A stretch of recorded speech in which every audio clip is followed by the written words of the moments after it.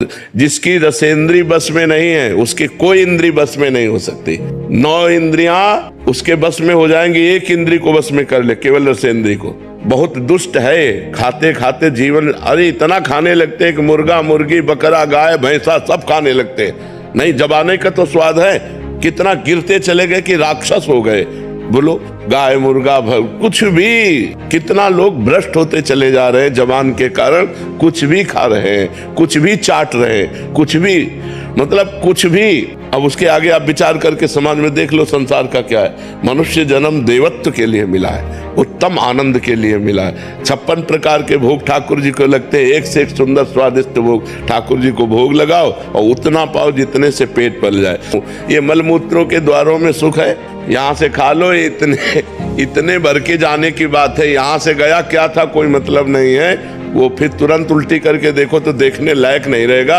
अगर 6 घंटे पेट में रुक गया तो दुर्गंध युक्त मल बन जाएगा। तो हमको उतना ही खाना है जितने से पेट पल जाए, और सात्विक भोजन करने। जबान के स्वाद के लिए खाओगे फंस जाओगे।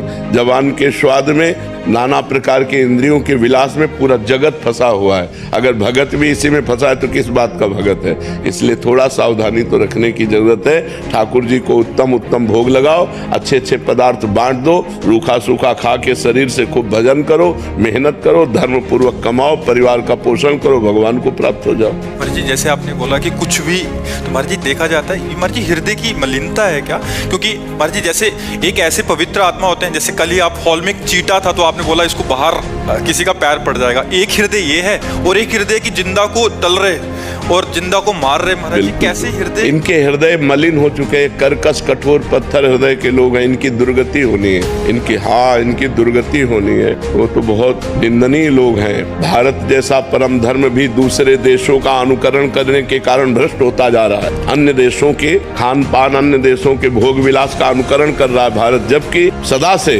भारत के धर्म का अनुकरण अन्य देशों ने किया है। हमारा धार्मिक देश है, हमारा पवित्र देश है, जहाँ धर्म और पवित्रता है वहीं सब कुछ है। लेकिन अब नए नए बच्चे तो बुद्धि भ्रष्ट हो रही, अन्य देशों का अनुकरण। ये boyfriend girlfriend live in relation, ये व्यसन, जो ड्रग्स साथ, ये सब अन्य देशों से अपने देश में पधारा है। ये कोई हमारे देश की न शास्त्र में कहीं लिखा है और न समाज में था। 40 वर्ष पहले ये नहीं था। Boyfriend girlfriend live in relation ये सब कुछ नहीं, गंदी बातें नहीं थी। जवान बच्चे बच्चियां एक साथ पढ़ते थे, कभी कोई गंदी हरकत नहीं थी, जानते ही नहीं थे। अब मोबाइल आ गया, एक छोटे बच्चे से पूरी थ्योरिकल गाथा सुन लो, उससे संसार की पूरी गाथा उसको आती है, पूरा उसको पता है, क्योंकि मोबाइल उसके हाथ में है, जानकारी सब कुछ है।